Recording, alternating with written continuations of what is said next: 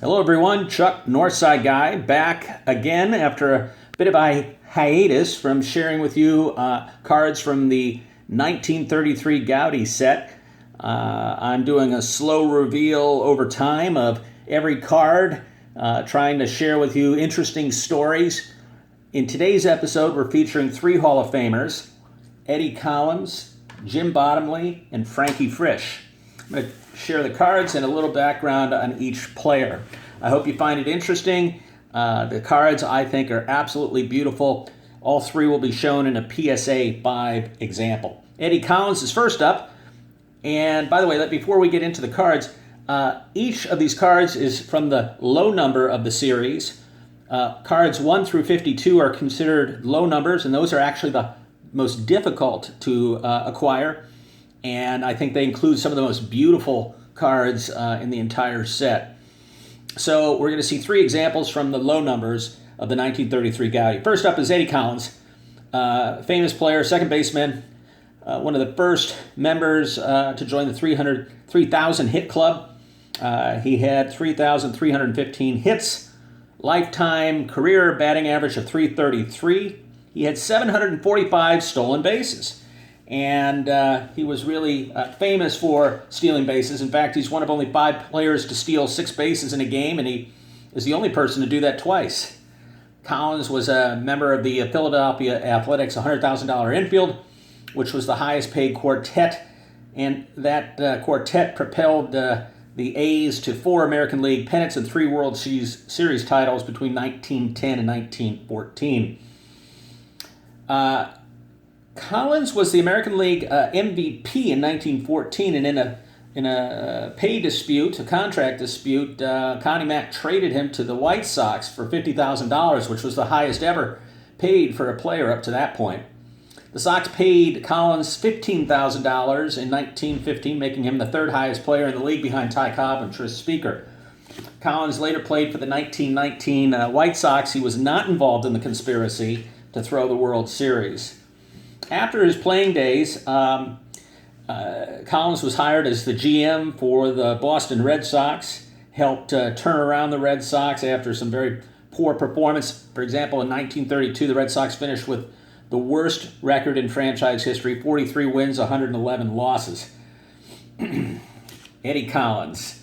Eddie was inducted into the Hall of Fame in 1939, so he was one of the earliest members to the Hall. Next up is Jim Bottomley. This is kind of a fun card. He had that eggshell blue background. And you can see here his hat is slightly askew. That kind of reflects the sunny disposition of Jim Bottomley. He was known as Sunny Jim because of this sunny disposition. Bottomley has the all-time single-game RBI record, which was 12 RBIs in a game. He was the National League MVP in 1928 on the strength of having the most home runs and the most RBIs that season. He was inducted into the Hall of Fame. By the way, he played most of his career, most famous part of his career for the Cardinals, where his teammates were part of the infamous and Gas House Gang. He was inducted later in the Hall of Fame by the Veterans Committee, which at that time was chaired by his former teammate Frankie Frisch, who we'll get to in just a moment. Jim Bottomley, nice looking card. Next and last is Frankie Frisch, and what I think is just a classic looking Goudey card. You have that nice green background, the red banner on the bottom, and of course a player who had a long career and was inducted in the Hall of Fame himself in 1947. Second baseman, switch hitter, the Fordham Flash. He had a lifetime batting average of .316, 2,880 hits. He was a member of the Gas House Gang, which is a nickname for the Cardinals clubs in the early 1930s, which were built around him to reflect his no-holds-barred approach to playing the game. He was a MVP in the National League after batting .311 with 4 home runs, 82 RBIs, and leading the National League in stolen bases in 1928. And that was in 1931. The same 1931 Cardinals team also triumphed in the World Series, defeating Connie Mack's Philadelphia Athletics. Frisch hit over 300 for his career from each side of the plate, and the only other switch hitter with more than 5,000 at-bats with the same distinction is Chipper Jones. So I alluded to an interesting part of Frankie Frisch, a more controversial side to him. I'd like to share that. After years of, he left as a player manager, and in this 1933, Goudey said he's actually a player manager for the Cardinals.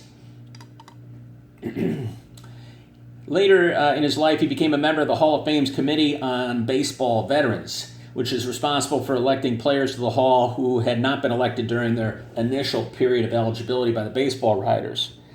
And he later became chairman of that committee. Here, we'll just finish up looking at this. And in the years just prior to his death, a number of Frankie Frisch's Giants and Cardinals teammates were elected to the Hall.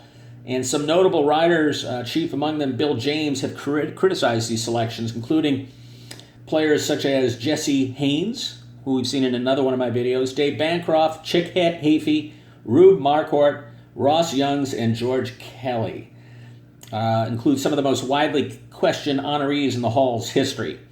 So I know there's been a lot of talk about Harold Baines' recent selection. I think it's fair to say that there have been controversies throughout the Hall's history. So 3 Hall of Famers in this video. Hope you found it interesting.